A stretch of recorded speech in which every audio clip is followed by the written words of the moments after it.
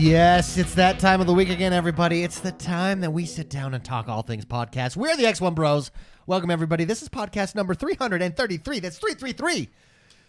Oh, nice. Fortuitous. 333. 333, baby. Wow, that's a special number. Yes, this is your positive gaming and Xbox community. As always, I am joined by the bros, the XoneBros. First, it's Mr. McSpicy. Hello, how's it going? There he is. Next, it's Jordan the Man. Hello. And I am X1, and it is good to be back. Last week, I was remote, and I hated it.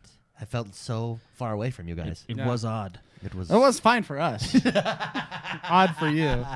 Absolutely. It has been a fantastic week. Thank you, everybody who's joining us here live. For those of you listening, we record this live each and every single Friday over on YouTube, youtube.com/X1Bros. Come and join us. We're also pumping out daily videos over daily news videos, basically, over on YouTube, youtube.com/X1Bros. Again, come follow us over there. Subscribe to the channel if you haven't already. We have I want to talk to Jordan. Last week we talked about monitors. We talked about the monitor TV debate. What are we getting? So Jordan went and ordered himself a monitor, which apparently the whole world is ordering because I can't get one now. Yeah. Because as of last week, you could have ordered it and it would come to your house within 2 days. But now it's like not in stock until November 20th. It's the LG monitor that does 144 hertz, 60 or 1440. Kind of. Jordan got it to find out that it was all a lie. It was all a lie. Cake is a lie. It was all a lie. So what explain what happened, just to let people be aware, is like HDMI 2.1, how the Xbox Series X works, etc., etc. Okay, well, so the monitor I got, so it's 1440p, 144 hertz to the display port, right? Which is fine, which we all knew, right? But what I did is I also made sure I tried to make sure that it was 1440 120 through the HDMI port, which all you need for 1440p 120 is HDMI 2.0. That's the requirement, which is the port, and then of course you need a high-speed HDMI cable, which is HDMI. Yeah. Anyway, so I got it, and a few things happened. So it was through the display port as advertised, but what happened with the HDMI port is it was only going up to 100 hertz. They lock it. It was locked, right? And I was trying to figure out why to or how blame to the unlock Europeans. It. Yes, that's eventually what happened. So basically, what happens? Well, not the Europeans, but like the legislation of the Europeans always screws up hardware for me. Yeah, because what happens is in Europe they do. So here we do 30, 60, 120 hertz, right, on our monitors in North America. Europe does 25, 50, 100. 200, right? So on and so forth, right?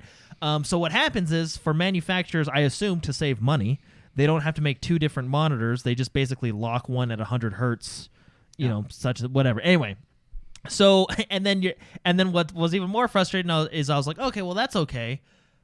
I can play 20 frames less. We'll see how it works. We'll test it out. We'll go from there. But since we're in America and our boxes are set to America, 30. We don't have that option, so we go 60 to 120. So it's just this in between of anyway. So it's this huge mess situation. So anyway, I returned it because I'm like, I'm just gonna wait because basically all you could do I can 120 at 1080. I can do 120 at 1080, but the thing is, why am I spent? This monitor was upward, $400 or $500, right? Exactly. You spend $100 to get a 180 or 1080 120 monitor, you right? Literally can. Yeah, so isn't that what that monitor is, Spicy?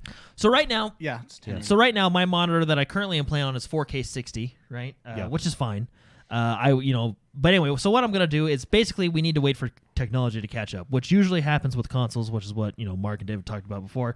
Basically, in order to get a monitor that runs at what you want, it's very, very expensive right now. So what I'm doing, I told David, I said, you know what? I'm not even gonna waste my time with this in between 1440, which is a complete opposite of what I want. What I was saying. So last week I was saying I'm 1440, 120. I want it now. Blah blah. I'm just waiting. 4K 60 is an upgrade still.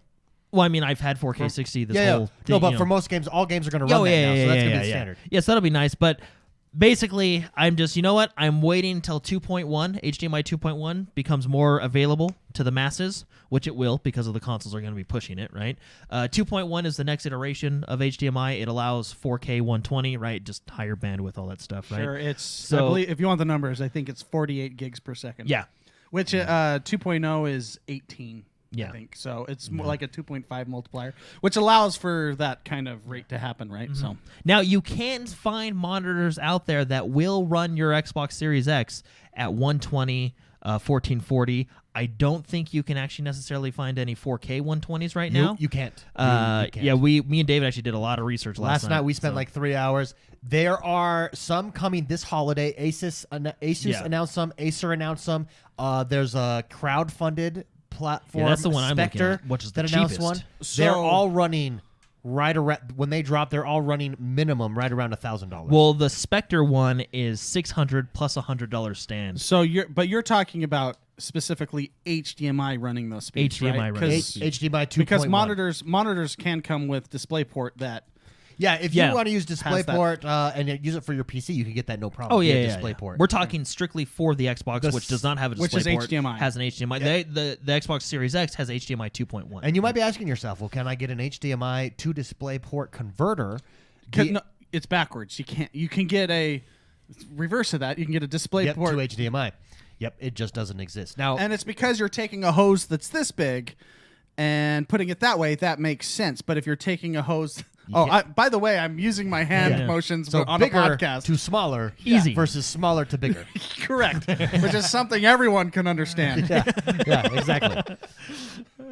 So the thing is HDMI 2.1 on monitors. Now, if you've gotten a really nice TV in the last year or so, chances are you might have a HDMI 2.1. They've been on TVs already. Yeah, but you're again, talking again. You're paying around $1,000. really for nice. that, If you yeah. spent a lot of money on your TV, you might have an HDMI 2.1, but I would still doubt it.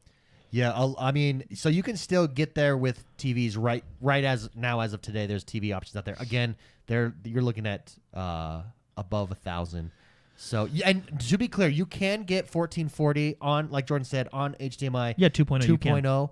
You just got to But- make sure the monitor allows it. Yeah, it basically just has to be a newer model monitor that allows it. All the newer models do, including the LG. In fact, Jordan, if he would have got the If model, I would have got the up, brand up, it would have worked just fine. it was. But those are about $500. So at that point, why not just wait for it? Yeah. In our estimation. Can I do a TLDR of everything that was just Go said? ahead, TLDR. You can get it, but it'll be really expensive right now. If you wait, it'll be cheaper. There you go. But before you get anything, do your research. Make sure. Get 2.1 HDMI or better, which there's no better yeah. at this point. So, Yeah. Well, it's just if you get a monitor that's HDMI 2.0, you just have to really make sure find If you someone want who's already bought it. Find someone who's already bought it and make sure that they do allow that monitor allows through that HDMI 2.0 120 hertz at 1440p. this is 1440. I don't think No, 4K can't run on 2.0. 4K. There's not bandwidth for it. Not at 120. So on Sure. HDMI 2.0, 4K, you can go 4K 60. Or no, can you go? Yeah, it's 4K 60 on HDMI Correct. 2.0. It's 1440p 120 on HDMI 2.0. 2.1 is what can do 4K. 120. Well, it can do everything. 4K 120. They can go up to right? So 10K. there Actually, you go. so it's it's- actually But very how exciting. at how much hertz? 60 at 10K. Yeah. I'm pretty sure. So, but you're fine 4K at Yeah, 4K at 120. Yeah. Super. Regardless, it's super exciting, but it is a little bit frustrating, a little bit confusing, particularly. It's new tech. This Yeah. is what's exciting about Yeah. Yeah. cutting edge tech. I mean, it happens all the time in the PC world because you're like, which is funny because I think I had this discussion when everybody went to sleep last night with myself on Discord because everyone was asleep You're at just typing 3 in the yourself morning and I and was typing to responding.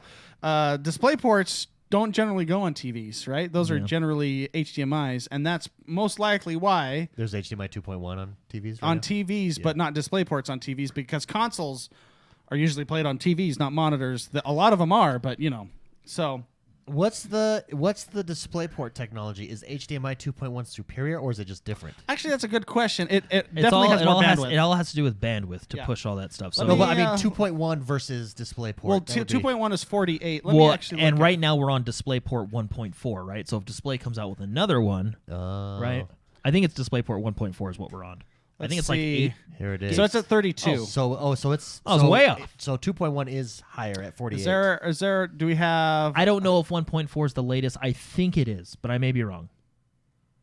Oh, we have announcement for 1.5. I wonder It's what talking. they're. So 1.5 is talking 8K 8K. at 60 hertz, 5K at 120 hertz. Yeah, and that's then pretty 4K at 144 hertz. But that's why, yeah. So it's just a matter of bandwidth, and it's just like USB versus Thunderbolt, and stuff like that. or C. They leapfrog each other. Yeah. USB's been around for 20 plus years, and they just come out with a new one. That's the same thing that's happening with HDMI and DisplayPort, right? And Thunderbolt as well.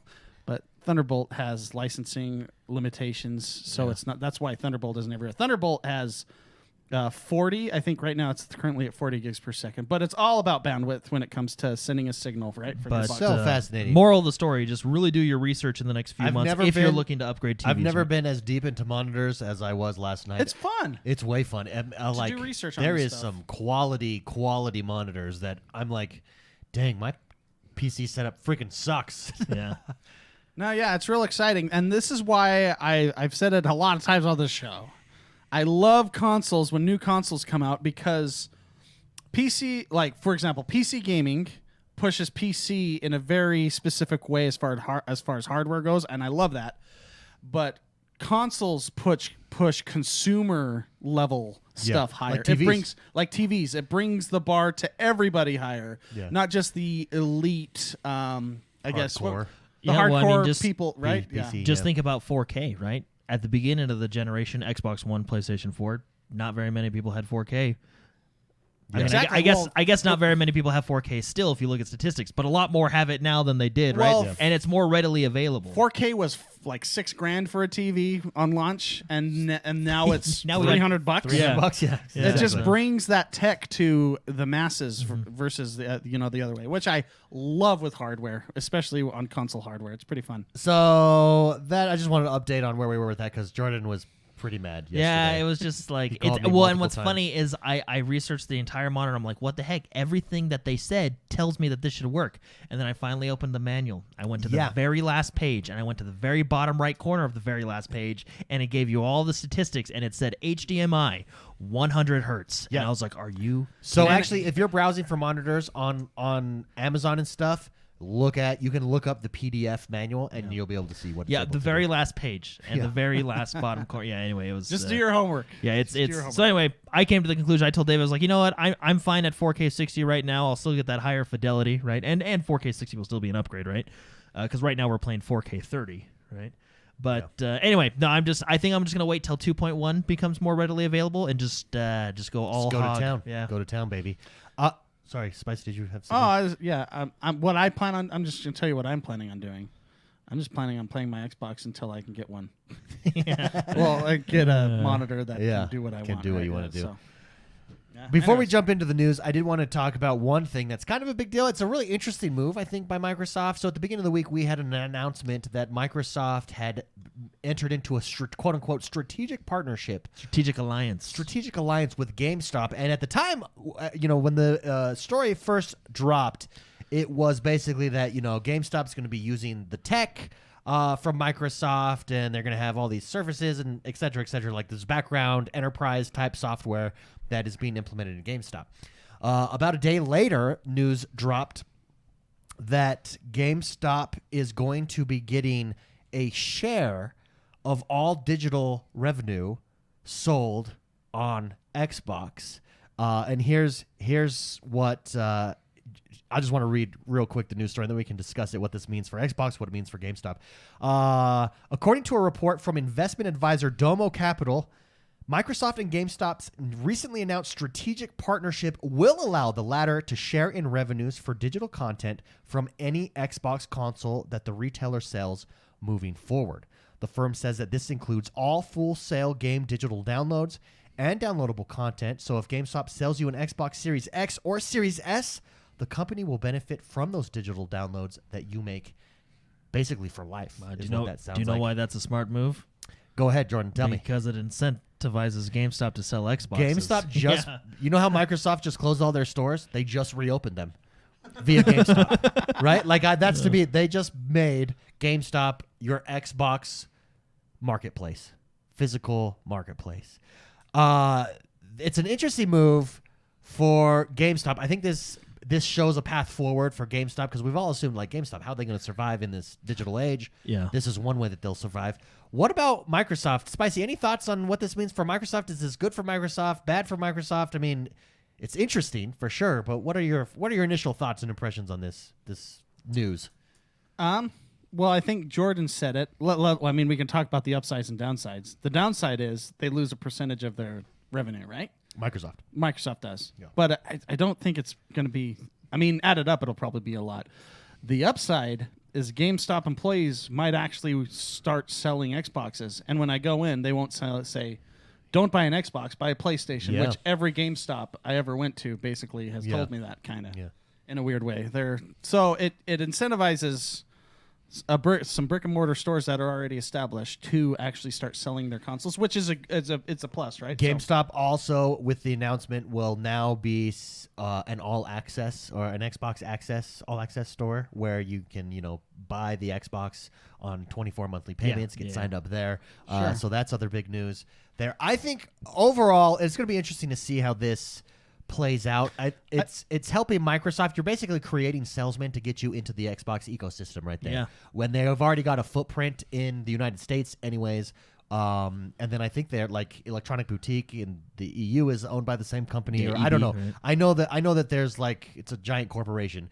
So you immediately gain those guys as salesmen. But the big thing that it does to me, once again, along with this Bethesda deal, is it shows how serious Microsoft is about Xbox. I think this is just further proof that they're all in. I mean, you wouldn't do a deal like this or a strategic partnership like this if you weren't all. They have got to have models that show them making so much money from gaming with this that they're this aggressive. Yeah, and we're going to be buying. They're not done buying gaming companies either, right? Like they're spending huge amounts of cash in acquisitions, entering into partnerships like this. And this partnership it's like they're not really losing anything because it's of cells made. So they've already gained something already on top of, if that makes sense what I'm trying to say. Yeah. Like with Bethesda, you lost $7.1 billion to get those IPs and all that stuff, right? With this, they're just like, hey, if you sell some of our stuff, we'll give you a little kick. Well, and we're fully integrated. You're using our enterprise software anyways. Like you're using all of this anyways. This is a part of this. It's basically become the new Microsoft store via Xbox only. Yeah, maybe they'll start selling Surfaces and stuff too, huh? It's like an authorized Apple retailer. Basically, But yeah, they already. What would have happened if Netflix did this with Blockbuster? Because this is kind of the same. That's a really interesting comparison. We'd still have Blockbuster.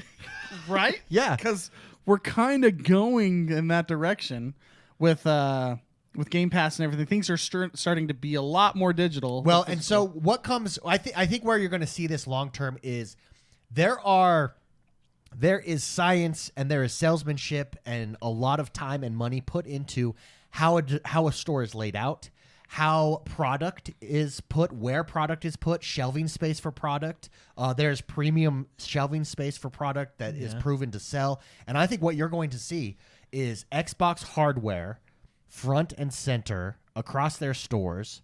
I think you're going to see the stores change, their display change in a way that pushes compatible hardware, Xbox hardware. We're going to be able to get all of our controllers there, variety of controllers. Imagine going in and seeing 20 different types of custom Xbox controllers that you can purchase there, right? Like that's to me what this is going to become if they're all in. If Xbox benefits them with digital sales, why would you ever sell a physical copy? You wouldn't.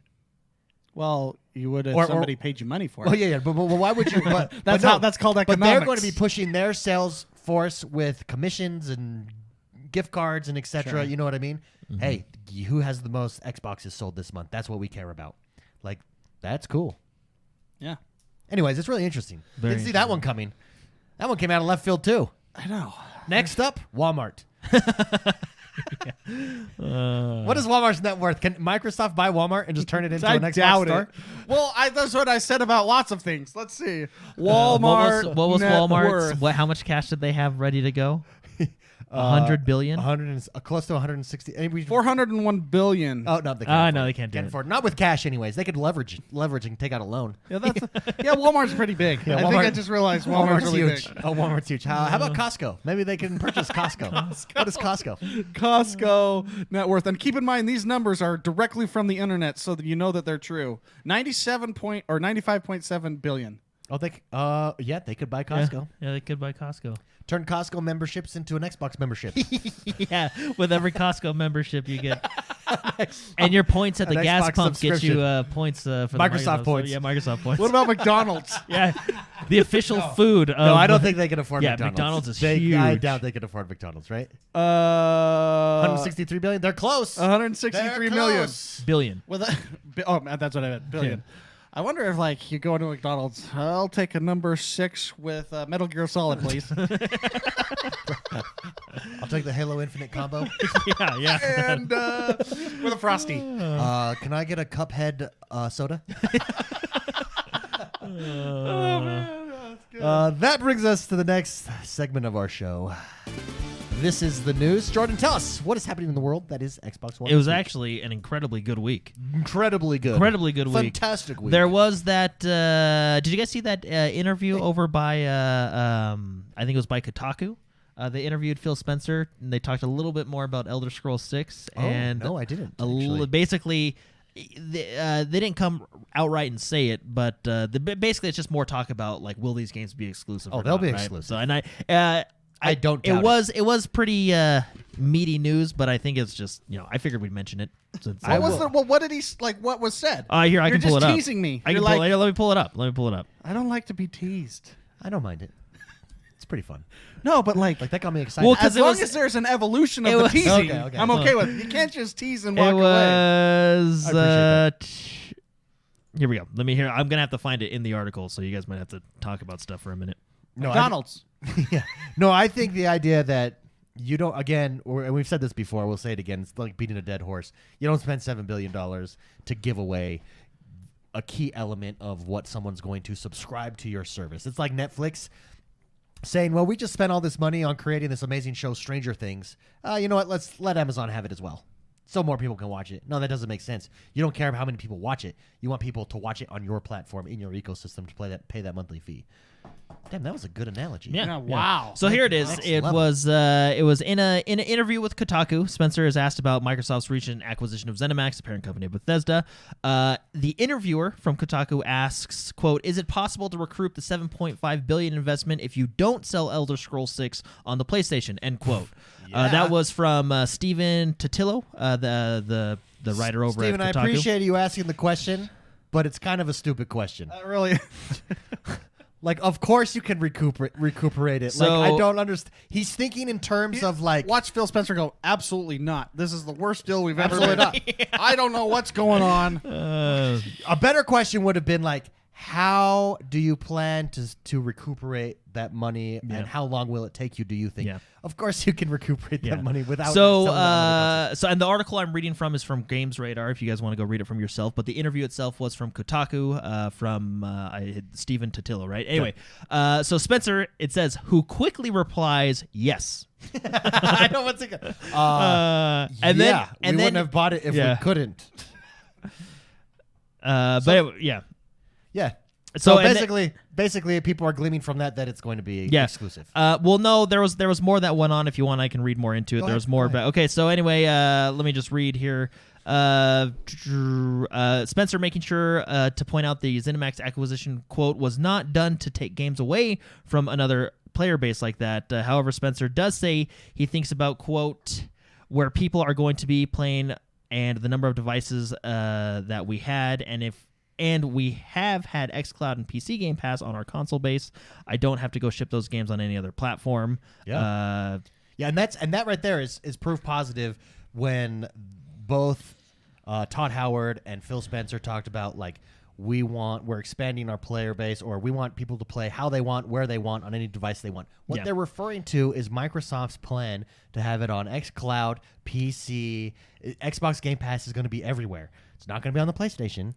It's going to be everywhere, multiple devices, your phone, And that's exactly what he said there. So basically. this is You're let me saying let me play anywhere. Yeah, Play let me anywhere. well here let me read you this whole quote because it talks about it. So he says he thinks about quote where people are going to be and the number of devices where people are going to be playing and the number of devices that we had, and we have had xCloud and PC games on our console base.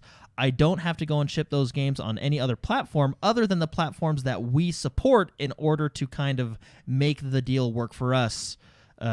Whatever. End That's quote, yeah, whatever that means, exact- whatever quote, yeah. So yeah. It's gonna be so exclusive. so here's and then the article again, the article from Games Radar goes on to say, so this isn't an outright confirmation that titles like Elder Scrolls 6 or Fallout 5 won't release on PS5, but it's as close as we got. Can I? It's Can as I close just, as we've got. Can I just say, Yeah. doesn't logic make it an ironclad confirmation? Yeah, it does. Like, I don't understand why it's even a. Yeah. Why Well, peop- no, and why that's people are why. in denial. Like that's even why- that question, this guy is like he's kind of like. It was like a leading question almost, right? So what you're saying is I have to buy an Xbox to play this game? Yes. Yes, you do. Or just be in the ecosystem. Yeah. That's So really what it you're is. s- Yeah. Yeah. I have Game to Pass. have Windows or Xbox No, or the idea from the beginning that it would ever not be what I just think was insane. But Yeah. we've kind of beat that horse to Yeah. death. Well, no, and that's why. Sorry, guys, I kind of stumbled through that because I didn't have it in the news. But I but no, feel like- the reason I didn't is because I saw the article and I was like, oh, it's just another thing. Like David said, I feel like we've beaten it to death. Yes, we don't technically know 100% for sure if they're going to be exclusive. do. I do. But we can very safely assume that they probably will. They'll be exclusive to Microsoft, i.e., Xbox Game Pass, PC, stuff like that, right? yeah, XCloud. Yeah. Cyberpunk. Yeah. Is that our new story? We're going to new story, Cyberpunk. yeah. I'm so excited. By for this game. by most Should we pull anticipated it up? for I like the seeing Cyberpunk. yeah, my most material. my most anticipated I'm sure you do. my most anticipated game of the year. So they had another Night City Wire episode 4. I watched them all premiere live. What'd you think of this one? I thought it was good because we got to talk about cars. Ooh, yeah, there's some So this real-world one, cars in there. this one was dedicated to just vehicular madness. So in Cyberpunk, we're gonna have a variety of cars. We're gonna have different classes of cars. Those classes will go like this. You'll have the economy class of car. You'll have is the this one economy class? This one looks a little adventurous. that might be I don't know. It might be the economy class was like little like smart car type things. Oh. Look like that's like a smart. Anyway, A so Nissan you have Leaf. yeah, Nissan yeah, Leaf. Nissan Leaf, yeah. Night City Nissan Leaf. You'll have the economy class of cars. You'll have the executive class of cars. You'll have the heavy duty cars, Oh, this one looks sports heavy-duty. cars, and then hyper cars. Ooh, a hypercar. And then they did all. Now each car is going to have its own statistics. Every car is going to feel different. They basically all this episode was a lot of behind the scenes stuff of how they did the cars. They went out and got a bunch of different sounds of cars. They actually put microphones in transmissions, Dude, just to get this- these real sounds. This Right? game seems so ambitious. Oh no, it really is. It really is. But This is as close. This game, what it's purporting to be, in my mind, is as close to Ready Player One, without being actually like VR in the world that you Yeah. can be. Right, But like, Ready I'm Player gonna- One was multiple worlds. Like I'm gonna lose. You can lose yourself in this world. Cyberpunk was in Ready Player One. Yeah, yeah, right. That's No, so Crazy. they showed the different cars. Each car's gonna feel different. They showed a lot of the behind the scenes on how they made the cars, recorded the cars, stuff like that, right? Which is really cool. They also talked about having some cars that were inspired by real cars, like Keanu Reeves' character's car. I think it's a 1966. I forget Porsche? what it It's was. like a I think it was a Porsche, right? 1966 I Porsche. saw it, Which yeah. the reason they chose that one is because it'll be exactly 100 years old it's 77. So 1977. Because so in it's 2077. so 2077 it'll be 100 years old, right? Something That's like that, cool. right? They also showed behind the scenes of Keanu Reeves, talking about his motorcycle. Keanu Reeves has a motorcycle company, and they actually took one of his motorcycles and they tweaked it a little bit to kind of make it meet that cyberpunk feel. Sure. But it's got the actual logo on it and stuff. It's in-game motorcycle of. What is the company that Keanu Reeves owns? I think it's Ashton or something like that. Motorcycles. But anyways, it's in the game. Yeah, it's in the game. That is cool. Dang, this game. Oh, I'm still more hyped for Valhalla at this time. I'm hyped for point Valhalla me. too. Arch. But you're crazy. But damn. Yeah. This Well, we're game. going to talk about Valhalla Every later. time a Cyberpunk game comes out, you've had 6 Assassin's Creed games come out. Yeah, that's true. I mean, it's the numbers. Dude, and think about this. This is going to be their first time. We know eventually we're going to get multiplayer for this. So this world is eventually going to be this perpetual Well, if they, I mean, I'm world, not in banking theory, on right? multiplayer. I don't know if it, I think they're like, hey, maybe we'll do it. So anyway, it's called Arch Motorcycles, that Keanu Reeves motorcycle company. So there is an Arch motorcycle in the game, which is really cool. Also, they talked about how the car will kind of be like Roach from The Witcher. Okay. Where you'll be able to hit the button and the car will come up. Auto travel? Yeah, Will auto auto travel travel? to you. So you can whistle? Well, yeah. Whistle for But your and car? then they did jokingly say that they are working on some bugs to make sure the car appears as it should be, rather than and they showed a bug of Roach Invisible? appearing on a roof. Yeah. Right? In The Witcher, they're just joking around, right? But very cool. They also did confirm that you can delve into some street racing. Oh. In I'm Cyberpunk, very- which is basically like the horse racing. You know what I mean? So, Yeah, I'm something very like curious in about Witcher. But the game just seems so deep. Like, look at what he's doing. Like, it's just you can live a life. It's like Second Life. a lot more gruesome Second Life. Yeah. So, but This is the next RuneScape. Second Life with genital customization. hey, that's what we're most excited for. But no, Cyberpunk coming out November 19th, I believe, which actually makes me really happy because I thought it was coming out just a couple days after Cyberpunk. It's actually coming out a week after, or sorry, I thought Cyberpunk was coming out a couple days after Assassin's Creed week. Valhalla. It's actually a week. You got 1 week. To So I got knock out 1 week. Valhalla, Yeah, I thought I baby. only had a couple days. I have a week to knock out Valhalla, which we'll talk about a little bit later as well. But Cyberpunk Episode 4 is now available. You can watch it if you missed it. It's really cool. It's really all about the cars. Yeah, But I like it. That card is sexy. Yeah, that's probably an executive, executive the car. executive class car. Ooh, I like it. So very nice, but very cool. Call of Duty. Call of Duty Black Ops beta going on now. We talked about it last week, but I just wanted to let everybody know it is here from October 17th to the 19th through the weekend on all platforms. Be sure to try it out. I believe all you need to do is pre-order the game, and it's yours. Yeah, a lot of people I talked to who have played it and experienced the beta on the PlayStation really enjoy it. Yeah.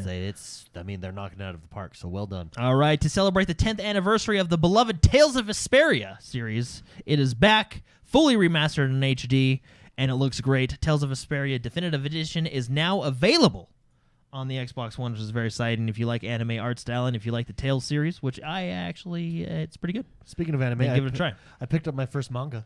Yeah, that's right. Yeah, I think One Punch Man. He's hilarious. You're now writing your own manga. I want to write my own manga. Yeah, my wife and I are going to write our own manga. I'm reading my first one, and now I'm going to write my first one. Well, in reading it, I think to myself, this is not hard. The drawing's going to be hard. I'm not drawing. We're going to Just pull up Paint, Microsoft Paint, and just with some mouse. And make just that do be, circles and just call it a new art style. for kids. My first manga. My kid's first manga. My kid's first manga. Yeah, that's hilarious. A manga by No. David. By me. Now, jumping into another heavy hitter, Assassin's Creed. Dude, Assassin's I'm so Creed excited for Valhalla. officially, and this is the way you got to do trailers right here. Dude, This is the the way I deep like dive. trailers. This is like that old Red Dead Redemption trailers Yeah. that they had. So this is a deep dive trailer. It's about a 7-minute trailer. It goes in depth and talks about some of their systems. They mostly focus on your encampment, your village, your town, and they talk about how you can upgrade it. There's different people in the town that will give you different missions. It's very, very cool, right? The game looks really good. Dude, it's I'm beautiful. excited to play this in 4K. 4K 60. 4K 60. I don't know if it does 4K 60 or not. Oh, But it anyway, will. I'm excited to play this on the new Xbox Series X. This one is coming out November 10th, the launch day of the... Is it November Boom. 10th for Assassin's Creed? I Yeah, believe it is. it's November launch 10th day. was Yeah. its launch day for Xbox Launch Series day. X. But yeah, if you haven't seen this trailer, really cool. This trailer actually made me glad that there's a week between Assassin's Creed and Cyberpunk because now I can get a lot more into Assassin's Creed because I'm excited for both games. I think This why, game looks really I think good. why I'm so excited for this game is that I have not played Assassin. See, you guys jumped in to Origins and Odyssey, so it's not too much different for you. Whereas I haven't played at all since Black Flag, any Assassin's Creed. Yeah. So I feel like, and this is like the perfect one for me. So I'm super excited, and it just has that feeling that it's. The difference is, I feel like it's less deep as Cyberpunk. Cyberpunk's super deep, so that I can jump in, knock it out, have fun, Yeah. murdering my way across. I don't know. Britain. This seems pretty deep. They talk about your camp. They talk about upgrading your camp. You meet all different people throughout your camp. There's a tattoo shop Oh, at your baby, camp. tattoos. I keep calling it the camp. I think it's called your settlement, actually. Yeah. But There's- anyway, there's dire wolves they that talk chew your about face off. They talk about the different provinces of England. So you got Wessex, Northumbria, all these different provinces. They talk about making alliances. It really goes through the kind of, it gives you kind of like a taste of the alliance system, if you know, whatever we want to call it. It more so focuses on your encampment, but at the end, it does talk about you can maybe go out and get some legendary weapons like Excalibur. Oh yes, become King Arthur. And yeah. But anyway, it's a really cool trailer. It's about 7 minutes. It's an in-depth guide. Like I said, it talks a lot about your settlement. It goes a little bit into, you know, politics and stuff of like the different areas: Wessex, Northumbria. What's the other one? Wessex, Northumbria. Wasn't there 4? Southumbria? Yeah, wasn't there 4? I forget them all. Queens. East Anglia, there we go. East Anglia, East Queens, Anglia. the Bronx, Bronx. all these, yeah, all these other ones, yeah. But no, it looks very cool. I am actually very glad that there's a week between the two games, Cyberpunk and Assassin's Creed. So at least we can, you know, dive into it. But very exciting. Looks really good. Moving on, another kind of little surprise for me that I really enjoyed. Jumping into Torchlight 3, right? Torchlight 3 officially launched on the Xbox this week. I knew it was in beta on the PC, and I knew it was coming soon. I just totally missed that it was coming this week. But it's on the Xbox. It's very exciting. I did purchase it myself, and I did play it, and I'm actually enjoying it. So Torchlight is a running series, right? The original Torchlight was made by the original guys from Diablo. I don't know if they're still on the team for Torchlight 3 or whatever. I don't know all the, you know, the in-depth stuff about that. But Torchlight 3 is the newest game in the series. It used to be called Torchlight Frontiers. Now it's Torchlight 3. It's available on the Xbox. I believe it's $39.99, so it's a $40 game. It's a dungeon crawler, so it's similar to games like Diablo and Minecraft Dungeons. But it's got that Torchlight flair, right?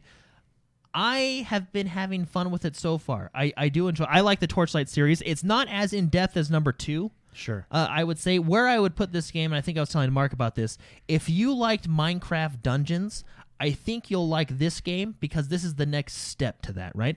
I feel like Minecraft Dungeons, and I don't mean this in a bad way, this was to its benefit, was very simplistic. Like an entry-level dungeon it was very crawler? simplistic.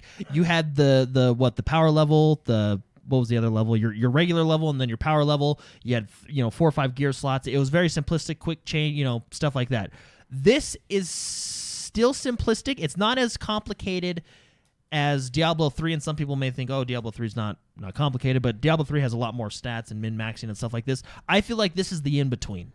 This is this game where I would put it. It's in between Minecraft Dungeons and Diablo 3, right? It does have statistics where you can min-max things, and it does have a little bit more in-depth to it with your gear and gearing out your character with all your stats and enchantments and all that stuff than Minecraft Dungeon had, right? But not quite as much as Diablo 3 had, right?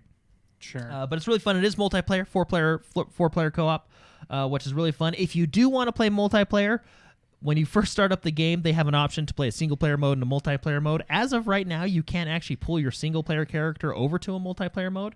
At least that's how it was when I was looking at things. It may be different. But anyway, just to be safe, start a multiplayer game. You don't have to play multiplayer with people, but it just allows that you can bring in your friends. Yeah. Their classes are hilarious. Torchlight has always kind of done this. Like, they don't have your typical warrior, right? They have like another class that is basically the warrior. But in this one, I picked a guy called the Rail Master. And that alone, That is going to be the greatest title. that of all alone is time. a nickname. Hey, Rail Master's guy. Railmaster Railmaster. 69. Yeah, so he's actually the one on the front cover. But what he does is he summons a choo-choo train to follow you around. And that train shoots and destroys your enemies. It's actually hilarious. And the train literally follows you around. And there's a little bit of strategy to it because you can stop your train and start your train, and you can add stuff to it in the skill trees and stuff like that. But very fun. And actually, I think Mark and David, you guys might like this game because you guys collect a lot of stuff. I'm a collector. And let's say, oh, man, I got to collect a lot of stuff, but I'm having fun. And I don't want to interrupt the vibe. You get pets in this game. You can pick a cat, you can pick a dog, different things. You can name them, right? Your pet not only helps you out throughout your journey in combat and stuff like that, but you can say, hey, pet, here's all my crap. Can you take it back to town for me? He'll take it back to town, take care of it for you, bring back the gold you earn from it, so you don't have to interrupt your that's gameplay. cool. Yeah, it's actually a cool little feature. You've always been able to do that in Torchlight, but anyway, I just thought I'd mention it. But anyway, it's a fun little game. I think this game is going to thrive just like Minecraft Dungeons did in multiplayer, playing with your friends. But it's so far I like it. It's not bad.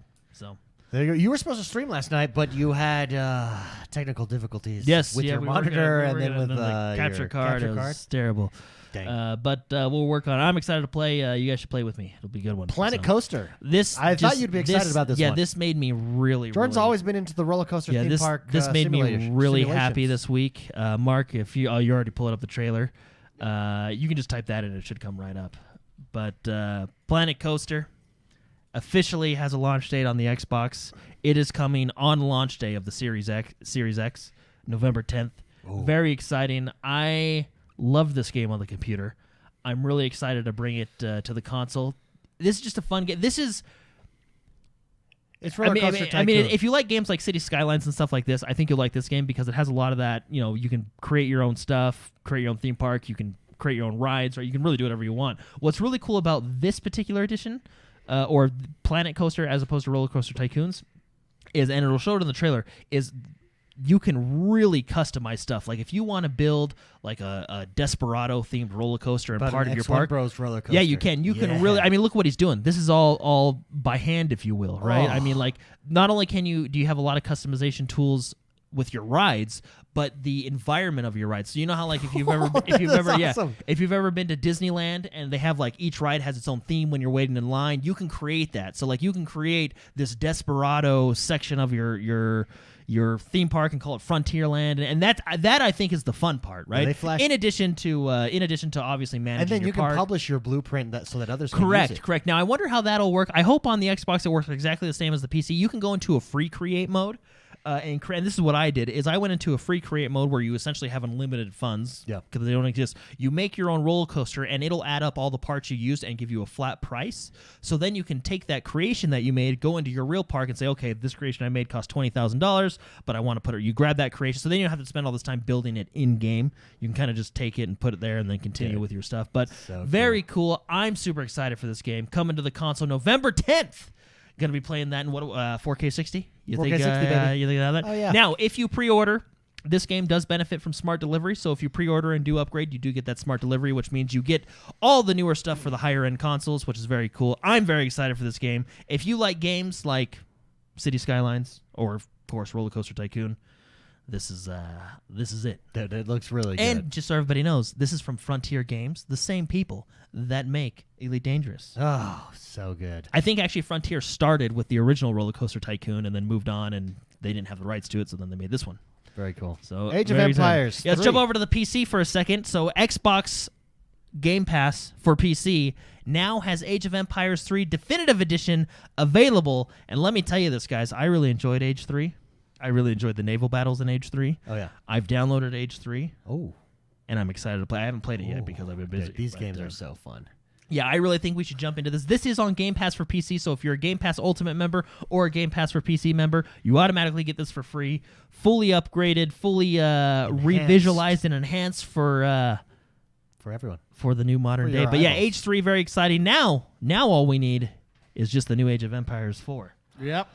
So very exciting. If you haven't played Age 3, it really is a good one. Give it a Next try. gen Avengers has been delayed. Yep, they said they needed more time to give us a truly upgraded experience. So, for those of you waiting for Marvel's Avengers upgrades on the new Xbox Series X, you'll have to wait a little bit longer. They said next year. So hopefully we'll get it soon next year, but we'll see. It's been delayed to 2021, but like I said they needed more time to give us a truly upgraded experience, so it'll be interesting to see what they do. This is a little exciting. Jumping over to hardware for the last couple stories here. The Xbox Elite Series 2 controller has a warranty update. Let me tell you what it says officially from the support.xbox.com. They've received claims. We'll skip all that. So anyway, to ensure your satisfaction, that's us. They want to ensure our satisfaction. We're extending the warranty coverage period on the Elite Series 2 controllers from 90 days to 1 year from date of purchase, which is very, very good. They also talked about the extension applies retroactively for Elite Series 2 controllers sold to date. If you incurred a repair cost to your service, or if you incurred repair costs to service your Elite Controller 2, you'll be issued a refund by Microsoft before October 31st, 2020.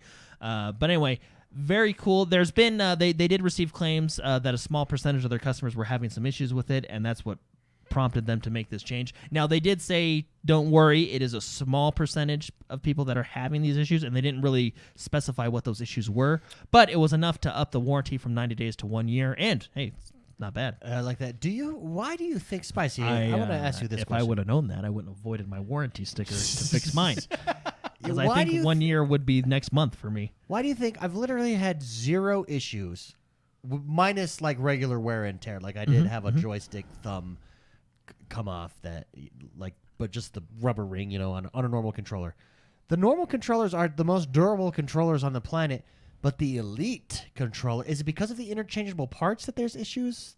Wait, what you're saying? You're saying why is the more expensive Elite controller seem to be overall a little less durable than their base I think controller? your data pool is too small. I've gone through like 8 regular controllers.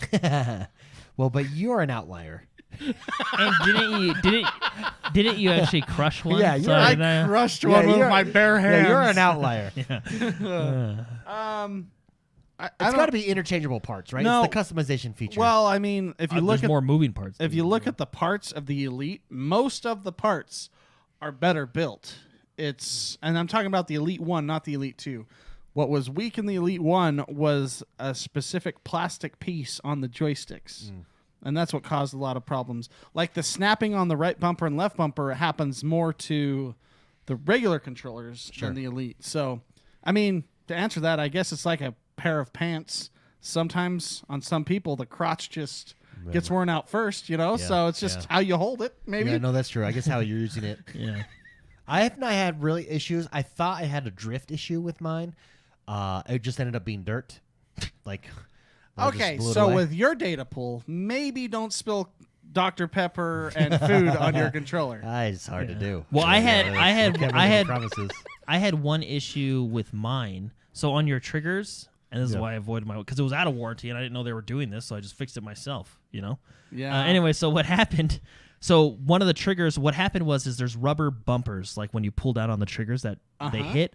The rubber had fallen off into the controller, so my left stick would hit where the rubber was, but it was glued, so it would stick and not come back. So what I did is I took it apart and I cleaned it off and blah, blah, blah. I mean, now it doesn't have a rubber thing, but it doesn't matter. But anyway. So it still works fine. It still works fine. I mean, I had to void my warranty to fix it. If I would have known. Don't buy Jordan's controller on eBay. Yeah, the warranty is voided.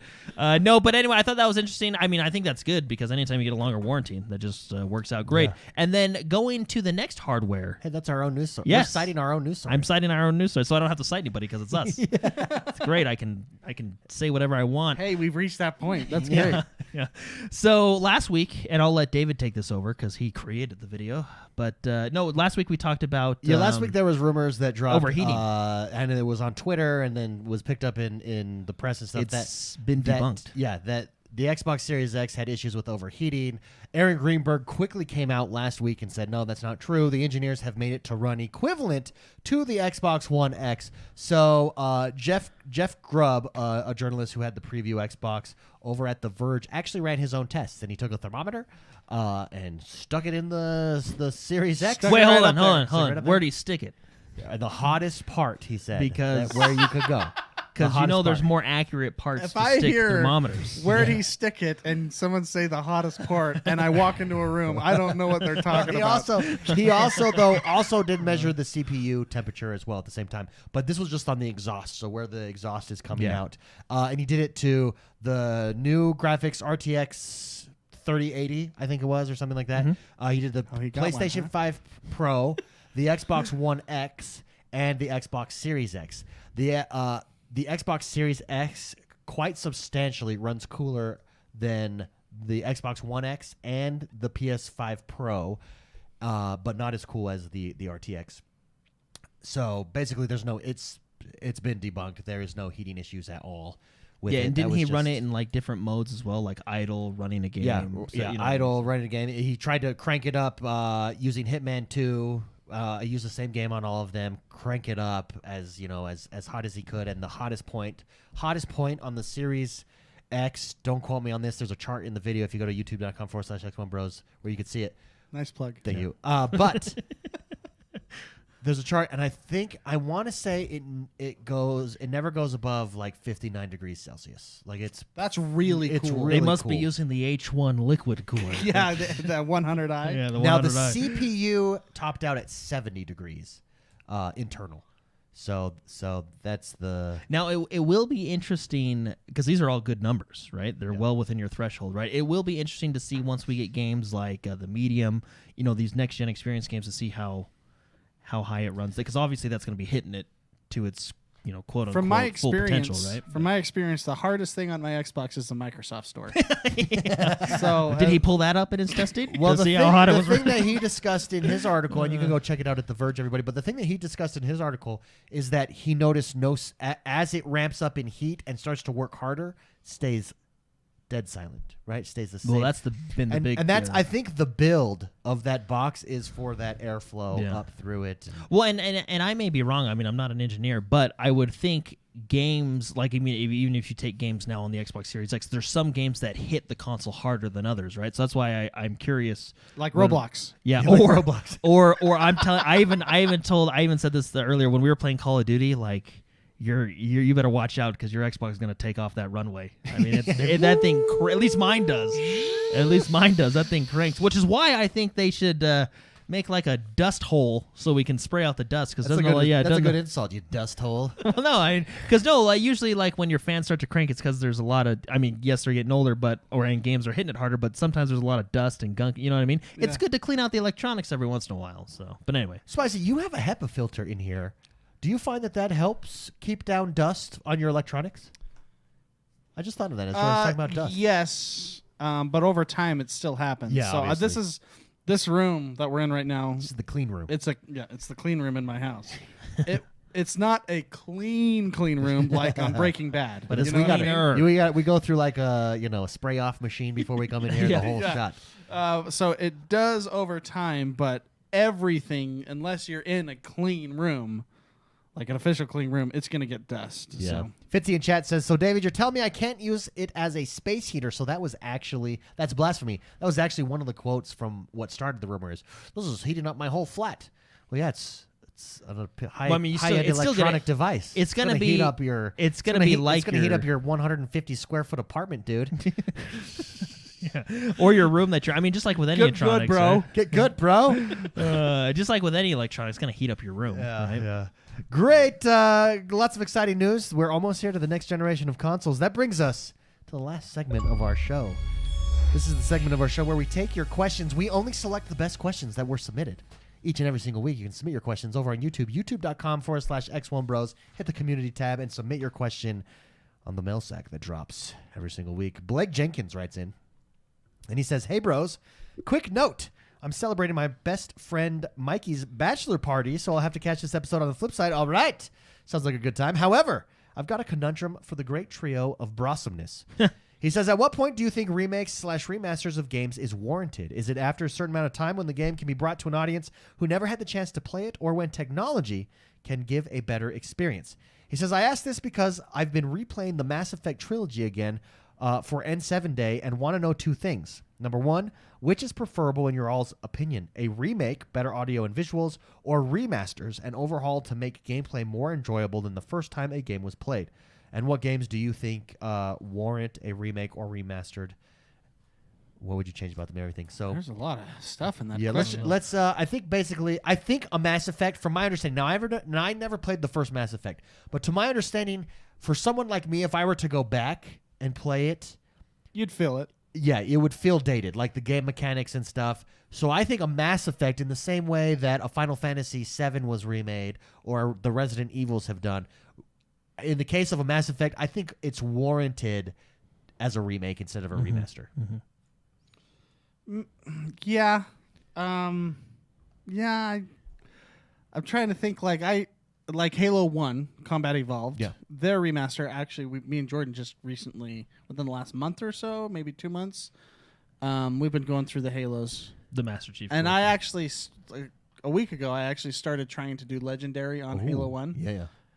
It's awesome. It's hard. See, I don't think Halo 1 It's a warrants shooter. remake. See, it's a shooter Yeah. from 2001, I believe. Yeah. 2002. I don't know. A long time. 20 or 19-year-old shooter, right? It still played okay. Yeah. It was actually pretty impressive, even though it is the Master Chief Edition. All they did was essentially update the skins and the whatever you call it, the renderings on the walls and stuff. And, but it's still the same engine from what I understand. It still played pretty good. But you go back maybe 4 years and you play GoldenEye, for example, and that game is almost unplayable, right? I know there's a hardware jump in between those two. Yeah. But so like a Perfect Dark, we would have to, I would say, totally redo it, which they are, I think, right? So Yeah. No, that's the rumor anyways. yeah, that's a rumor. Mass Effect 1 can probably still get away with it. You're just playing it because it's fun, right? If they redid that, I think they would have to redo it hard like a Final Fantasy VII. Sure. But they could still get away with re-releasing it. I mean, look at our Age of Empires games that we play that are coming out, like, Yeah, that's true. the definitive edition. Those are still playable too. I'm trying to decide myself. I feel like it's a game by game scenario because Correct. That's in what I was Age of getting at. Empires, you don't have to change them. Those mechanics are timeless, right? Like it's the top down RTS build, manage your economy, send people to attack. What you're updating there, you just need to update graphics to make that fit. Yeah. RTS hasn't Make it changed feel that smoother. much. Right, like I feel like that's an Yeah. eternal. It's like a platformer. A platformer holds up because it's kind of timeless. The same as most good art. Now there's a asterisk there. Good RTSs are kind of timeless that way. And shooters are interesting because shooters really don't change much. You Point. have a gun on the screen, Right trigger. Yeah. Although they did a really good job with Doom, Yeah. so Yeah. that's such a hard question because obviously they can do it wrong, but you can do it really right too. So it's totally a case by case basis. I would actually probably have he basically made the circles, on the chart, right? Yeah. He said Venn diagram. you have all these. You have those that you want to completely rehaul, such and such, for nostalgic purposes, blah blah blah. I think it depends on the game for me and how much I enjoyed the original. Yeah.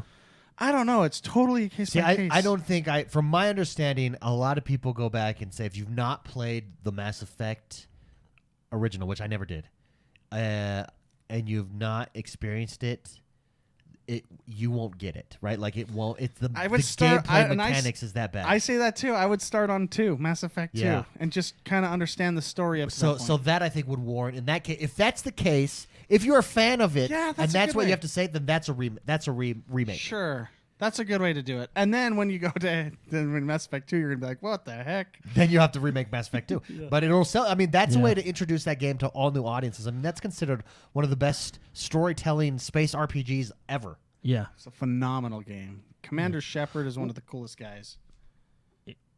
Or girls if you went with the female version. I should add People. that. Yeah. One of the coolest But I was people. always Commander Shepard, the dude. And I would never change. You could change your character model. Yeah. No. Kept him. Because Nice. he is a bad A. I love Commander Shepard. Jordan, your thoughts, opinions? It's really interesting. So I think we've talked about this before on the show, and I think my opinion has probably since changed. Ooh, You've evolved on the matter. since games have proven me How wrong, sophisticated of and you. changed my mind. But no, I think because he talks about remasters and remakes, right? And he talked about technology can give it a better experience. I think that's actually like the perfect opportunity to remake a game. I think I'm more leaning towards I'd rather them remake games like they do with Final Fantasy VII, Resident Evil 1 and 2, and just most recently Tony Hawk Pro Skater. I'd count that as a remake, rather than a remaster, right?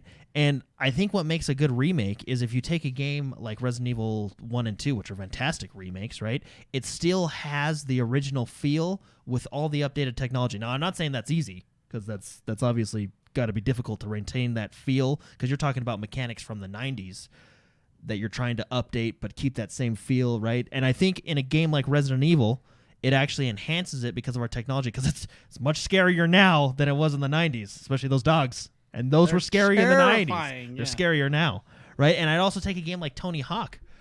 which I think is fantastic, right? They took Tony Hawk 1 and 2 and they remade them. They obviously updated the graphics. They made everything feel smoother. There's more higher frames and stuff like that, right? But they also added different control schemes, so you can still have that original control scheme.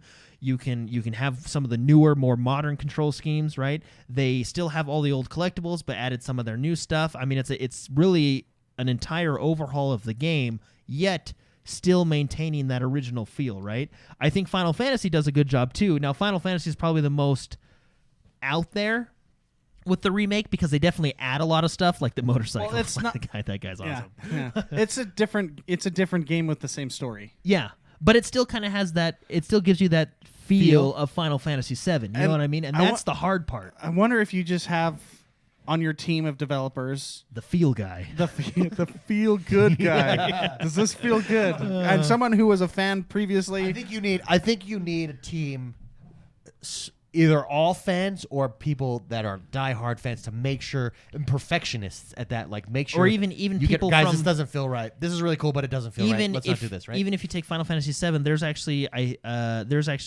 I think the director was the original art lead and stuff on 7, so he was there. You know what I mean? But again, so the reason I think I'm leaning towards remakes is because a game that I absolutely love, Kingdoms of Amalur: Reckoning, was just a remaster, right? They kind of put a fresh coat of paint on it, made it run smooth, made it work for the new consoles, and sent it out there, right?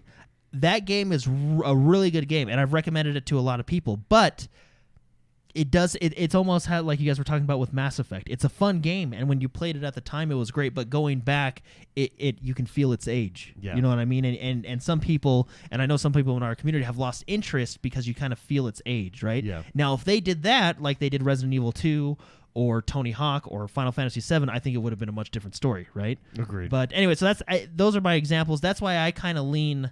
I've almost, instead of a remaster, let's just remake it. You know what I mean? If you're giving us the quality of these games like Tony Hawk, Resident Evil, Final Fantasy VII, I'd rather pay $60 for that. Agreed. Yeah, good question. Great question. And it's I also add it's a case by case basis. Yeah. Don't do it to crappy games. I won't play those. Yeah. Do it to crappy good game ones. is always a crappy game. Make the crappy game a sequel and make that game better. Great question, Blake Jenkins. Thank you very much for writing in. Super Shocker writes in and says, "How's it, bros? I'm happy to say I've successfully pre-ordered an Xbox Series X controller." Oh, he got me. He got you. He witchered me. Yeah, that's what I call that. Yeah. I know. He says, "I know they added the media button to the new controller, which is nice, I guess. but why in blazes didn't they add a volume up and down button? My question is, what quick key button would you guys add to make a perfect controller?" Oh, that's a good I one. actually like the media share button. Quick clip it. I think that's really good. I don't an on-off button, but you just hold down the jewel anyways, so it's not like it'd be Like a physical on-off button, like the physical click. on-off. Like boop, everything shuts down. No, well, I think the quick screenshot button is nice because right now I have the Elite controller, and I know a lot of people with the Elite controller are making those paddles and stuff, buttons for it. Except but you the thing is, accidentally press it. You like have a ton of shots. Well, of and the thing is stuff like you when don't want. I have all those extra buttons, I use them for the game I'm in, right? So having that dedicated on top just by this, because it's basically square, hamburger, and then the media button, right? I'd almost wish the Elite controller just had that button there that's dedicated just for that. Then I don't have to use my slots underneath or anything like that, right? I actually do really like the screenshot button. The Switch has a screenshot button, which is nice. Yeah, it does. Spicy. Yeah. Dedicated button, quick button. How deep can I go down Go this rabbit deep, hole? baby. Well, because I was starting to think, well, what if I had like an RF, thing attached to it, right? And I'm thinking like, okay, maybe I can make it so I can mute my TV if I wanted to. I think you can totally program it, right? Or just change channels, or you could do the volume with that, have a couple on. Then I started thinking, what if you could interface like some smart things to it, like an Alexa or whatever. You ask your controller. Yeah. And then with that, you could do anything you wanted. You can make it 3 degrees cooler, or something like that. And then you like the whole world's your oyster on a controller. It becomes a smart What you home. want is a universal remote. Yeah. I want Skynet on my controller. Yeah, I feel like in console gaming, I'm not sure that there's that much that you can add to. I mean, there's a reason that What basically did you just since, say? I just said we could add everything, and No, then you no, said but I mean, nothing. I think there's a reason that basically since the 360, the controller has largely remained the same. And I think that even within Elite controller, it's paddles that you can program to do stuff, which I do like their quick actions that you can add to stuff on there. But I think the media share button is probably the only thing really that we need. I think if you wanted to get like good MMOs and RTSs on there, a good dedicated modifier key. Yeah, there you go. Then that you could switch and maybe have two. You press once, then it changes A, B, X, Y. You press twice, it changes that again, and all the buttons as well. So you could essentially make your controller have as many keys as a keyboard if you do it that way. Yeah, that would be cool. And then you could have like simulator games be a lot more possible. Well, and there are developers and like even in the new Torchlight game that they have their own modifier key, but obviously having your dedicated one, so there's already developers that are doing it. We just need the hardware. That way people will know, oh, this is a modifier key, so if I press this, then the game will actually change my keys to do more things. Yeah. Then you have access to a lot more games like Escape from Tarkov and games that are way more complicated that require way more button Which I keys. did successfully run on my controller, by the way. I know you did. He did. Jordan set up Escape from Tarkov. And you know what? Like decent? Like it was good? Yeah, it took a long time. And a lot of research 'cause and Steam we were implementing. You had to actually have the game launched through Steam. Yeah, like it was, to have a Steam program go on top For of it. controller support, basically. Yep, and then we found different forms. Yeah, didn't we find different forms of different controller layouts? And then I modified it. Was a rabbit hole. And what it did though is it actually made me more aggressive because like I feel comfortable. Yeah, because it's your input is used to. Interesting. So Yeah, good. that's a Great great question, Super Soccer. told you it was possible. Thank you very much for writing in. Challenge accepted. Next up, Joel Reed writes in and asks, "Hey bros, love the work you put in. Thank you very much, Joel Reed." He says, "I look forward to ending my week with the bros." All right. I found it interesting that Xbox has now expanded two of their biggest franchise into new gameplay directions. He says, with the open world sandboxer Minecraft into the isometric dungeon crawler Minecraft Dungeons, also the third-person shooter Gears into the turn-based tactical Gears Tactics. He wants to know, what other Xbox franchises would you like to see expanded into a new gameplay style? He says, I want something a little zany, like a 3D platformer for Elder Scrolls, a game about a misunderstood magical mud crab trying to make its way across Tamriel. Yeah, that actually sounds pretty cool. The goal is to make it from like Skyrim to Hammerfell without getting killed. I mean, you've kind of had that with Assassin's Creed, had that with Chronicles. the even Assassin's if you Creed take Halo into the RTS genre, right? Oh yeah, Halo with Halo Wars went RTS, which is so good. Tell you this will work. Okay, this give will it to work. me. Halo as a racing brawler, like you have scorpions, tanks, hornets, banshees. Whoa! You know, like a Mario Kart Halo. Okay, you know what I can mean? see that. Twisted Metal. Yeah, there you go. Metal. Yeah, that's actually better. Yeah, warthogs, right? I mean, you kind of have that, like in Forza, they have the warthog, right? But Okay, I like that. That one sounds pretty good. Mm-hmm. I think it's easy to take a game. I think there's a reason that Gears went into like turn-based tactical. It worked. I think it works. I think you can do that with most games. You can do that with Halo. You can do that because basically it's just a skin over a game. You can do it over Gears Tactical. Just put any skin over it, and it just works. It feels good. Those games lend themselves to maintaining good stories and feel and atmosphere. Mm-hmm. So I don't. What other type? Oh, I'll tell you what. How about a Gear? How about like a Fallout? Actually, you could do this with Fallout. A Fallout city builder. isn't that Fallout Shelter? So like City Skyrims.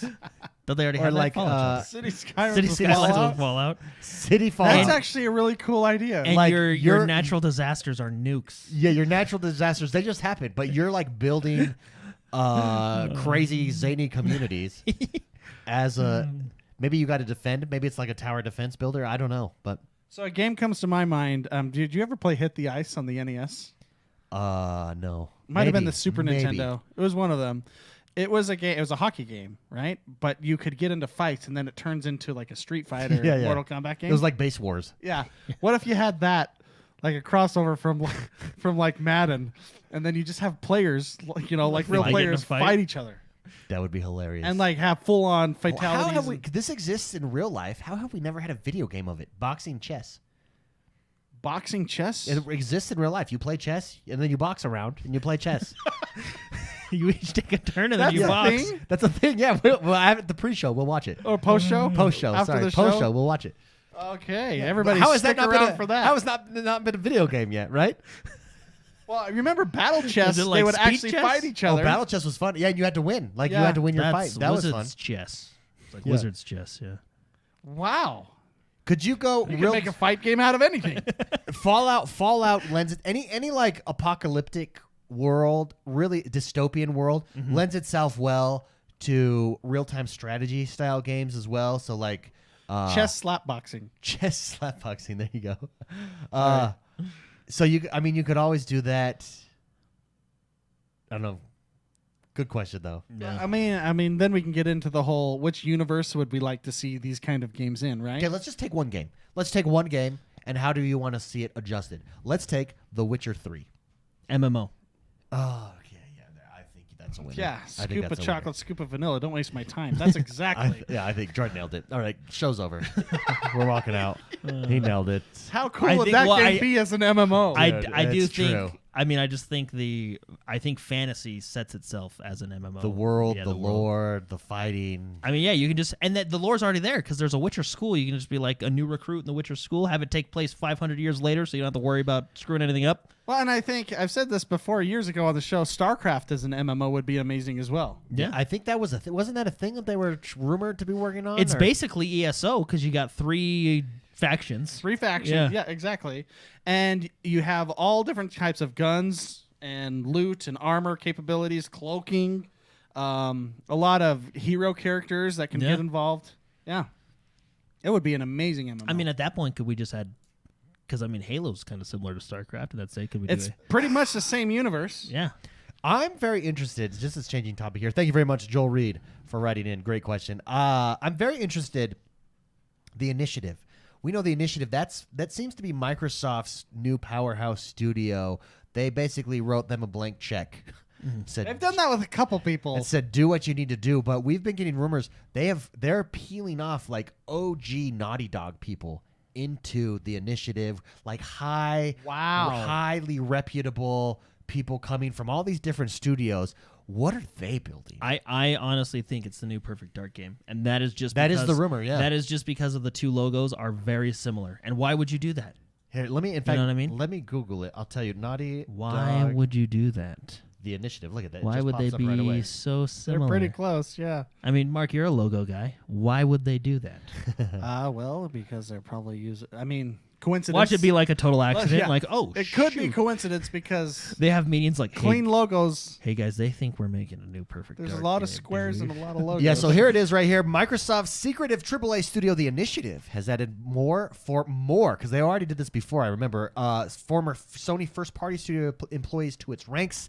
This time, the new employees are ex-Naughty Dog animator who worked on the Uncharted series and both Last of Us games, plus one of Naughty Dog's former technical directors. I will say this. If you've seen Naughty Dog games, Uncharted and stuff, their animators are very talented. They're very good. Yeah. Yeah.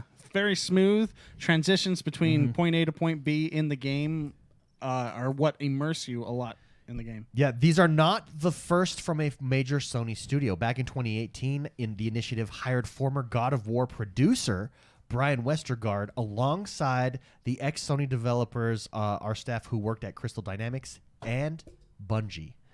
Like there, it seems well, no like wonder they needed a blank check. Yeah, I It's know. a lot of No salary kidding. they're paying. it's like, hey, who is the best of the best? Let's go get them. Yeah, What are they? Perfect Dark. I think it's a new Perfect Dark But game. so how would you? Is there? What does a modern Perfect Dark Zero look like? Hot. Yeah. That is Apparently, smoking it hot. looks a lot like God of War and Uncharted With Uncharted animation. and Last of Us. and Last of Us in a first-person shooter. Is it more RPG-esque though? I think Perfect Dark can be played as an Yeah, RPG. I think the that's- story fits it. It could totally. And it will. All games Well, have but evolved to they have. also can be working on multiple games too, and I think rumor is that they are. So I want to Yeah, know Perfect Dark 1 and 2. I want to know though what a brand new IP from them looks like and what it is. It's going to be exciting. I think we're actually going to get a reveal over the next couple weeks of a new IP. That's my theory. Yeah, aren't they doing their show for this month or something like that? Yeah. When do we know the dates? And then we're going to see more Series X optimized next generation gameplay. Watch it be like I think we're going to see an IP there. Watch it be like a Series X launch day thing. The new Perfect Dark coming out in If they just 2 pull weeks. it out. Can you imagine how hard that would be to keep secret? Something like that. Well, you just do what Rockstar does. You literally fire them if they say Yeah. anything. I mean, that's the best way to You keep fire it secret. them and sue them for everything. Yeah, you just- ruin their life. You Disney them. Yeah, You and I'll tell you, straight up Disney them. how many leaks come out of Rockstar? That's right, 0. Beast, thank you very much for the super chat. Appreciate it. Psychotic writes in and says, "What is up, bros?" He says, "I've been diving deep into Star Wars Squadron based upon your reviews, and I too am enjoying it so much. I had reservations at first because of the first-person view, but it's growing on me." He wants to know, what was the last game you played that you were hesitant to try, but based off of other people's reviews, you played and loved? Thanks for the great weekly content, and keep up the great work. Thank you very much, Psychotic. That's a good question. A game you maybe were hesitant to try, but people were like, dude, you got to try this game. And so you purchased Probably, I don't know, actually. Let me think about this for a minute. it. Okay. Spicy, anything Yeah, come to mind? I have a terrible memory, and it's getting okay. worse every day. The game, the corpse game, that's like Stardew Corpse Valley. Bride. Oh. Graveyard Keeper. Graveyard Keeper. Graveyard Keeper, Mad Shot from the community, and Dainty Princess were the ones who recommended that to me. Freaking love that game. Actually, I guess I have one rather recent. It'd probably be Battletoads. So I'm not really into that style. He of, actually was throwing hate at it, and I was like, Jordan, it's good. Well, no, I mean, it's not that they're bad games or anything. It's just doing that it it's behind my not. back. Yeah. Yeah, he did. It's not- Specifically. We walked out of the room, and he was like, hey, I don't want to tell Mark this, but I think that game You're freaking an sucks. a-hole, Jordan. And I was like, Jordan, the game's really good. Like, trust me. It's just not my first. Same with like side scrollers, like Ori being an exception, right? Because I do like Ori. Like, I don't know, side scrollers and Once again, you're stupid. yeah. And that Battletoads, like, they're not my favorite genres. Obviously, there's games that shine within those genres that I do like, but Battletoads was because everybody was really loving it, and I actually did play it, and I think the best level so far I've done was that racing. Like, it was It's really so good, it's right? fun. It is really fun, and I think it's just the style of game and how they do it, right? Yeah. So, but So that would be yours? yeah, and then I guess Ori was side scrollers. Although I did get really angry. Jordan at the first does one. a really good job at recommending games to me often. He does that, yeah. Well, Don't he's call me up. He's always buying games, too. the thing is I'd rather, cause like I don't know. The thing is like if the game sucks, I want to experience the suck for myself. You know what I mean? Yeah. So I want to experience this. it's He doesn't want to really- spread the suck. Yeah. Keeps it in-house. Well, it's so hard. It's like movies. It's so hard to take people's recommendations very because you're like, unselfish of him. you're like, I'll play it myself. Like the whole Torchlight thing. I was right there about to buy Torchlight 3. Yeah. And then I stopped because Mark and I started looking at reviews and they were actually hilarious. But anyway, it made me not want to buy it. And then what I did is I watched people play it and I said, no, this looks okay. You know what I mean? And then I bought it and I played. And I'm glad I did because I have fun with it, right? So it's hard because I like to experience games for myself, you know? Spicy, would Flight Simulator be one? Because did you play Flight Simulator before? I think you played that as a kid, though, right? Yeah. Yeah. I was very excited for Flight Yeah, I think we were Simulator. all Yeah, very excited. I know. about I mean, when they announced it like 2 years ago, showing it, I think that was when the E3, E3 we we went were to. there, yeah. It was. I was more excited about that than probably every other game there. Very good. Jordan, the funniest story with Jordan was at one point I was living in his house with his wife, and his wife was talking to my wife and was like, How do you just deal with how does David, he just buys all these games? Jordan's Because we were on the share program. Yeah, 'cause Jordan was actually buying like 10 games a month. Well, and you did buy games. I just And happened to buy more. Telling his wife bought No. them on a secret card. No, I would say And told his no, wife, no. "Oh, David bought this game." No, 'cause where'd you she- get that new game from? Oh, David bought it. No, because I would say that David and I would like split the games or whatever. Yeah. The split just happened to be Anyways, very uneven. then I lived with him, and my wife was like, "David buys like no games," and his house of cards came crashing down. yeah. There was an audit that night. There was. We laid in the basement awake as we heard screaming upstairs. You what? Just kidding. Last question. Oh. Tom 1 Miss 72 writes in. I think this is his first question. Tom. All right, Tom. He writes in and says, "What's up, bros? Looking for a good wireless headset. Those of us that are converting from the PS4 to Xbox are finding out that some headphones are specific to the Xbox if going wireless." He says, "I have a set of SteelSeries Arctic 7 that I bought for the PS4 that cannot be used on the Xbox unless I want to use them wired. Anything issues with using Bluetooth headphones, and should I look for ones that use Dolby Atmos? Love the show." Thank you very much, Tom, for writing in.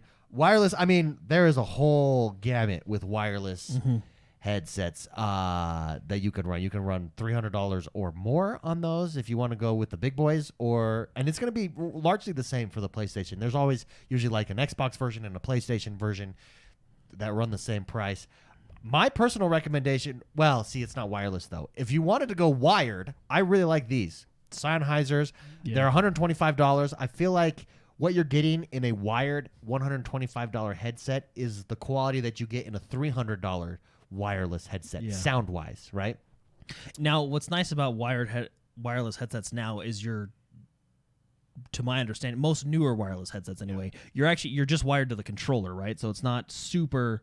Because I remember for the 360, I had the Turtle Beaches, like the best you can get at the time, and you had like 5 wires going to your console, and they gave you like 20-foot cords so you could sit on your bed. You know what I mean? So, volume tab. Yeah, the volume tab. If you get the Xbox adapter, which we actually have a video on, as well.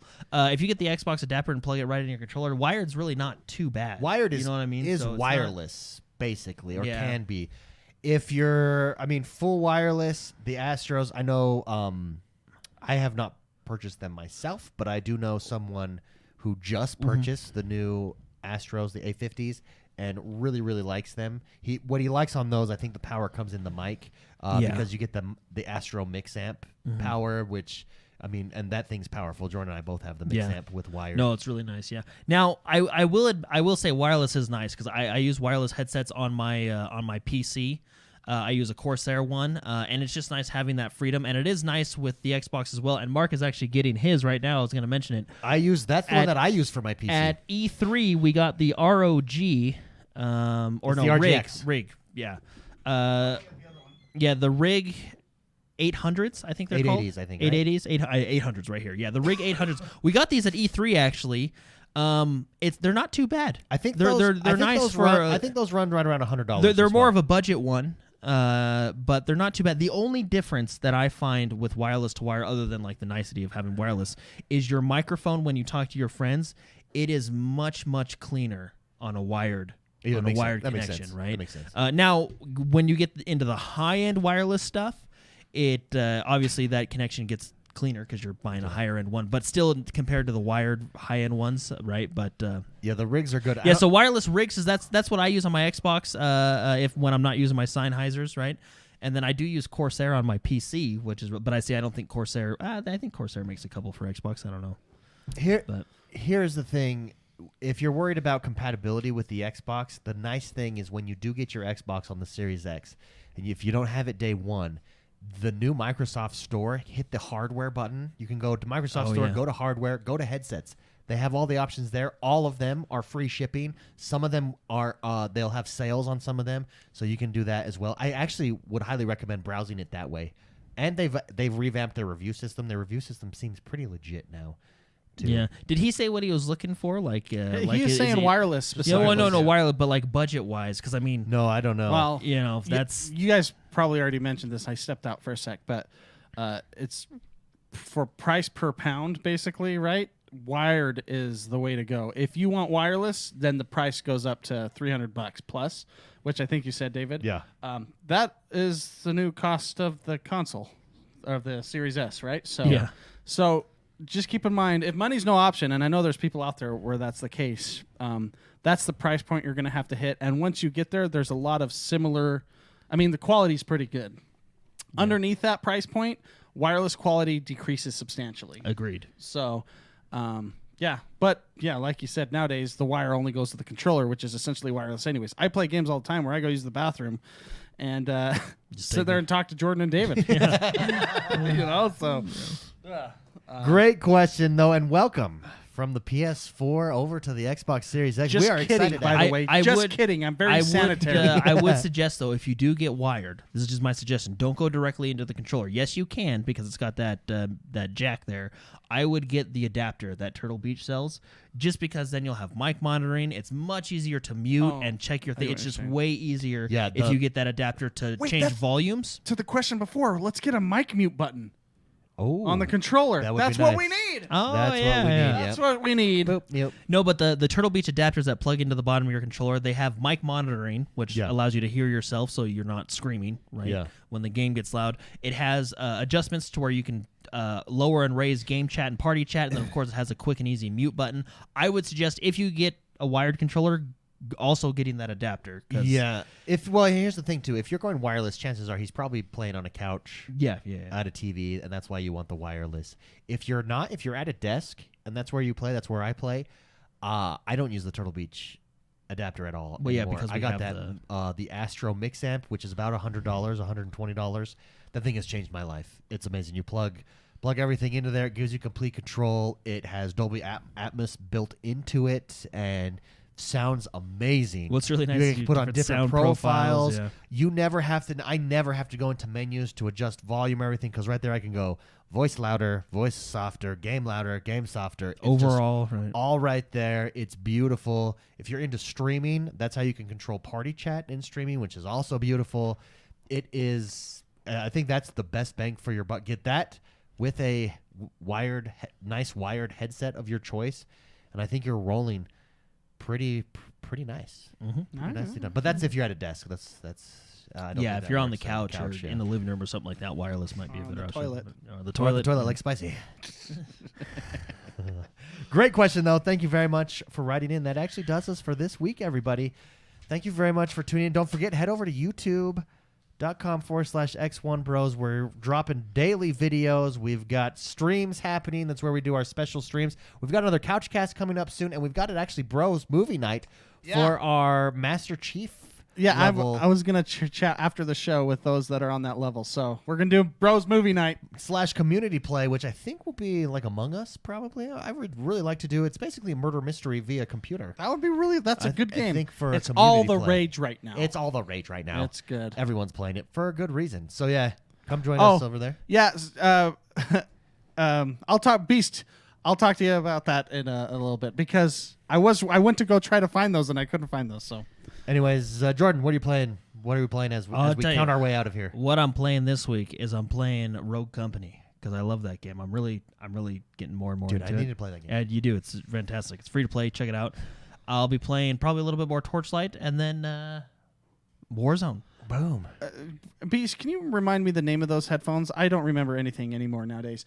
But I have a pair of headphones, speaking of wireless headphones, that are cool in the fact that they can connect to your controller, Xbox, or like dual Bluetooth. And you can connect to your phone at the same time. Nice. So you can listen to audiobooks and play games, or listen to music and play games on your phone, get phone calls while you're playing games, yeah, that's kind of super thing. nice. So I'll have to remember. Are you guys going to jump into ESO again this week? I'm a little bit angry that I was not included in I that. literally invited you. You didn't say everyone was going to be there. You just said it was Yeah, gonna we be can you. jump into ESO this week. Wait, so when he invites you, you want the whole party to be there? I mean, if I knew it was a party, that's a little bit more appealing than just Jordan standing on the... Oh, man, that's funny. Let's hit the outro button. Guys, thank you very much for tuning in again. It's good to be back. It's good to be back in person with the bros. The XoneBros. Yes. Are you just going to let... Well, I think that was really awkward. The Artis 9X wireless gaming headset for Xbox. That's the one There that it does is. the dual with the phone. Hey, and that's actually what he's coming from. He came from the Arctics as well, but for the PlayStation. That's the that's an Xbox one. It's a great headset. I like it too. Guys, so, thank you very much for tuning in. We'll see you next week.